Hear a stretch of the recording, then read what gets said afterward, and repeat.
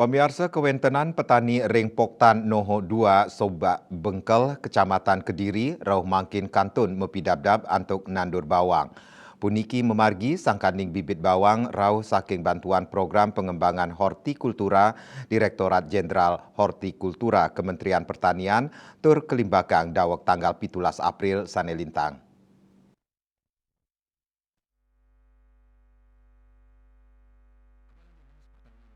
Kepala Dinas Pertanian Tabanan Imade Subagio matutang ring kuentenan wantuan bibit bawang inucap sampun katrima oleh petani Poktan Noho 2 sani kaulengang majeng penerima bantuan tur rauh mangkin jagi ketandur.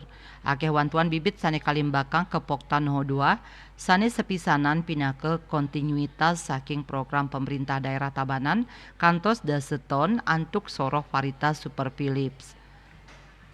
Baik ketandane ring genah irike ring sajroning ngicenin treatment sadurung nandur bawang inucap.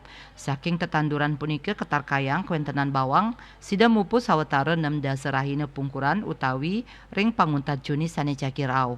Selanturnyane melarapan tetanduran bawang punike dan ngaptiang sida ngewetuang widangan kampung bawang merah mawasana ring kuentenan inflasi nasional. Selain saking pemargi warsane lintang produktivitas bawang ring desa Bengkel kekantenang ageng inggih punika katahnyane plekutus ton a hektar selain saking kewentenan ubinan.